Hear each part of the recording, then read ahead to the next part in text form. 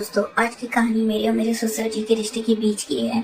मेरा नाम कामिनी है और मेरी उम्र अभी 26 साल है। मैं काफ़ी खूबसूरत हूँ। मैंने अपनी बॉडी को पूरा फिट रखा हुआ है क्योंकि मैं रोज़ाना एक्सरसाइज करती हूँ। मेरी शादी को 7 साल हो चुके हैं। मेरे मम्मी पापा ने गरीबी की वजह से मेरी शादी कम उम्र में ही एक अमीर लड़की से करवा दी, लेकिन वो लड़का अक्सर बीमार रहता था। इसके हार्ट में कोई प्रॉब्लम थी। मैं अपनी शादी से ज़्यादा खुश नहीं थी, पर मेरे पति मुझसे बहुत ज़्यादा प्यार करते थे। अब मेरी शादी को 2 साल हो चुके थे, लेकिन अभी तक कोई भी बच्चा नहीं हुआ था। हमारे घर में मेरे पति और ससुर जी थे। हम तीनों ही बहुत प्यार से रहते थे।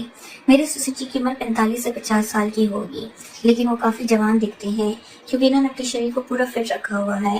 फिर एक दिन मेरे पति की तबीयत ज़्यादा खराब हो गई और इनकी मृत्यु हो गई। मेरे सामने मानो दुखों का पहाड़ टूट पड़ा हो।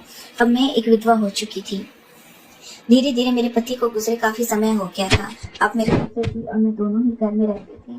मैं बहुत उदास रहने लगी थी, लेकिन मेरे ससुर जी मुझे बहुत समझाते थे कि कामनी, अब जो होना था वो हो गया है, इतनी टेंशन मत लो, तुम भी बीमार हो जाओगी।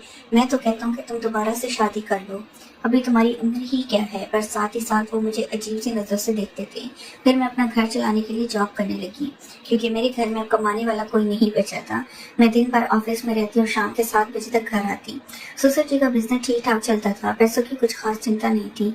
फिर भी मैं सोचती हूँ कि खाली घर पर बैठकर क्या करूंगी, इसलिए जॉब करती हूँ और थोड़ा दिल भी बहल जाता है और टाइम पास भी हो जाता है। अब मेरे पति को गए हुए बहुत दिन हो चुके थे, इसलिए मैं इनकी मृत्यु के सदमे से थोड़ा थोड़ा बाहर निकल रही थी। ऑफिस की सहेलियों ने मुझे बहुत समझाया कि तुम शादी कर लो। मेरी एक बहुत अच्छी सहेली है, हम दोनों साथ साथ ऑफिस जाती हैं। एक दिन ऑफिस से निकलते वक्त मेरी सहेली ने मुझे घर पर बुलाया क्योंकि मेरे ऑफिस और घर के बीच ही मेरी सहेली का घर है। तो मैं इसके घर चली गई। हमने चाय पी और फिर इधर उधर की थोड़ी बातें की। मेरी सहेली ने कहा कि क्या तुझे पता है ऑफिस में क्या चल रहा है? मैंने कहा नहीं यार, मुझे इससे क्या फर्क पड़ने वाला है। फिर मेरी सहेली बोली, फिर तू तो सुन ले, हमारे ऑफिस में सभी लोग एक दूसरे से मिलकर रहते हैं और किसी को भी कोई समस्या हो वो सभी मिलकर सुलझा लेते हैं। देखो, जो काम वाली आंटी है वो विधवा हो चुकी है, लेकिन ऑफिस के लोगों ने मिलकर इनकी शादी करवा दी है। अब वो भी बहुत खुशी खुशी रहती है और इनका भी एक सहारा बन गया है। मैंने इसकी बातों पर ज्यादा ध्यान नहीं दिया और वहां से अपने घर चली गई। मैं थोड़ा थोड़ा अपनी सहेली की बातों को समझ रही थी कि वह मुझे शादी करने के बारे में बोल रही है। फिर मैंने घर आकर ससुर जी को खाना बना के दिया और खुद भी खाना खाया। मैं अपने कमरे में बैठी थी, मुझे नींद नहीं आ रही थी। सुबह के लगभग 10 बज रहे थे। आज रविवार था, मुझे ऑफिस नहीं जाना था। तभी मेरे दिमाग में मेरी सहेली का मुंह से सुनी बातें चलने लगी। मैं सोच सोच कर परेशान सी होने लगी। फिर मेरे दिमाग में कुछ आया और मैं अपने ससुर जी के कमरे की ओर चली गई। जब मैं अपने ससुर जी के रूम में गई तो इनके हाथ में किताब थी। मुझे देखकर इन्होंने किताब को तकिए के नीचे रख दिया। मैंने देख ली थी कि ससुर जी कौन सी किताब देख रहे हैं। मैंने कहा, ससुर जी आप क्या पढ़ रहे हो? वो बोले, कुछ नहीं, किताब देख रहा था, बस बताओ क्या बात है। मैं बोली, कुछ नहीं ससुर जी, मुझे आपसे कुछ जरूरी बात करनी है। इन्होंने कहा, हाँ बहू कहो, क्या बात करनी है? मैंने कहा, ससुर जी बात थोड़ी अजीब है, मैं सोच रही थी कि आपसे कहूँ कि नहीं। इन्होंने कहा, अरे पहले तुम बोलो तो सही, क्या बात है? ऐसा कभी हुआ है कि तुमने कभी मेरे से कुछ मांगा हो और मैंने तुम्हें लाकर ना दिया हो? तुम मेरा इतना ख्याल रखती हो, जो भी बातें खुल कर बोलो। फिर मैंने हिम्मत करके ससुर जी को बोला कि अब मेरे पति की मृत्यु को 2 साल होने को आए हैं। इनकी मृत्यु के बाद से बड़ी मुश्किल से सदमे से बाहर आई हूँ। अभी मैं घर से बाहर जाती हूँ तो मुझे बड़ी दिक्कत होती है। आपको तो पता ही है कि विधवा औरत की तरफ लोग कैसी नजर से देखते हैं और इसके बारे में लोग कैसे सोच सकते हैं। आपने मुझे बहुत बार बोला कि तुम शादी कर लो। मैं चाहती हूँ कि आप मेरे लिए पति की खोज करो, क्योंकि अकेले मेरी जिंदगी मुझसे नहीं निकाली जा रही। मैं भी चाहती हूँ कि मेरा भी कोई जीवन साथी हो जो मेरे सुख दुख की बात करे और मुझे बहुत ज्यादा प्यार करे। आपको पता है, एक औरत की कई जरूरतें होती हैं जो सिर्फ पति ही पूरी कर सकता है।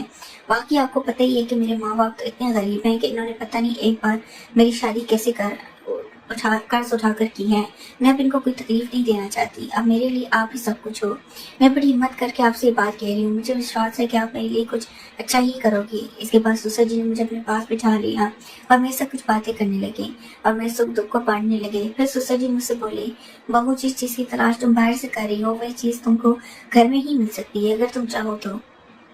मैं तुम्हारी सभी जरूरतों को पूरा कर सकता हूँ। ससुर जी की बात सुनकर तो मेरे होश उड़ गए। मैंने बोला, ससुर जी मैं तो आपकी बेटी समा हूँ, आप ये सब कैसे सोच सकते हैं? ससुर जी बोले, देखो बहू, तुम्हें पता है तुम्हारी सासू माँ की मृत्यु के बाद से मैं अकेला ही जिंदगी बिता रहा हूँ और जब से तुम्हारे पति की मृत्यु हुई है तुम भी अकेले जिंदगी बिता रही हो। अगर तुम्हारा इरादा हो तो हम दोनों का अकेलापन दूर हो जाएगा और हम दोनों एक दूसरे के सहारे जिंदगी बिता लेंगे और बाहर किसी को कुछ भी पता नहीं चलेगा। बाकी मेरे जाने के बाद ये सारी प्रॉपर्टी भी तो तुम्हारी तुम्हारी ही है और उस प्रॉपर्टी को संभालने वाला भी तो कोई चाहिए। बाकी लोग की टेंशन मत लो, वो तो जब तुम विधवा की जिंदगी जी रही हो तब भी बातें करते थे और अब भी बातें करेंगे।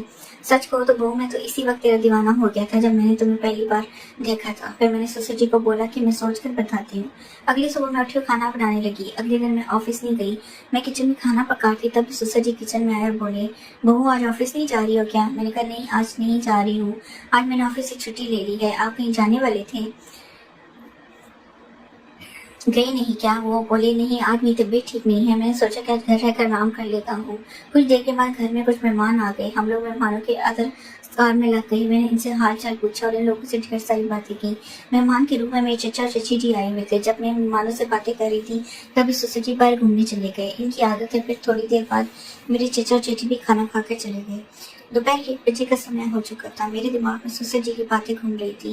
मैं सोच रही थी कि इस अकेलेपन के साथ मैं सारी जिंदगी कैसे बिताऊंगी। मैं ससुर जी के साथ रहूंगी तो हो सकता है कि हमारा कोई बच्चा भी हो जाए। और ससुर जी की बात सही है, इनके जाने के बाद इनकी सारी प्रॉपर्टी भी तो मिली है।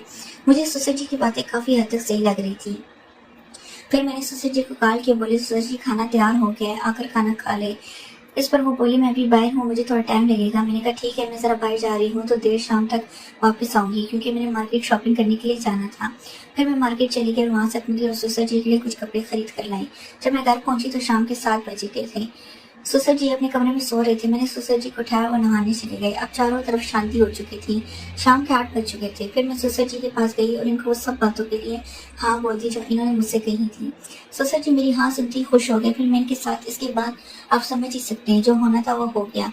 मैंने ससुर जी को फिर से अपनी ख्वाहिश बताई और ससुर जी ने मेरी ख्वाहिश पूरी कर दी। हम दोनों ने 1 से 2 घंटे तक एक दूसरे को वो सब बातें की और सारा काम किया। इस तरह से हम दोनों ससुर बहू काफी खुशी खुशी पति पत्नी की तरह रहने लगे। अब मुझे किसी भी चीज की दिक्कत नहीं होती, क्योंकि अब मुझे कहीं भी जाना होता है तो मैं ससुर जी के साथ चली जाती हूँ और हम खूब इंजॉय करते हैं। कुछ दिन बैठ जाने के बाद ससुर जी बोले, कामयाब तुम मेरे बिजनेस के बारे में सारा कुछ समझ लो और खुद सारा बिजनेस संभाल लो। फिर मैंने जॉब छोड़कर ससुर जी का सारा बिजनेस खुद संभाल लिया। हम दोनों पति पत्नी के जैसे रहने लगे। मैं ससुर जी की हर बात का ख्याल रखती हूँ और वैसे मेरी हर बात का ख्याल रखते हैं। कुछ देर के बाद हमारे घर बच्चा भी हो गया। हमारी जिंदगी काफी अच्छे से चल रही है, क्योंकि ससुर जी ने मेरी हर कमी को पूरा कर दिया है। हमें दुनिया की कोई परवाह नहीं है, कोई कुछ भी बोले, हम लोग अपने घर खुश हैं। तो मेरे प्यारे दोस्तों, अगर आप लोगों को मेरी ये कहानी पसंद है तो चैनल को सब्सक्राइब जरूर करें और बेल नोटिफिकेशन ऑन कर लें। प्यारा सा कमेंट करके बताएं कि आपको मेरी स्टोरी कैसी लगी। कल मिलेंगे एक और वीडियो के साथ। धन्यवाद।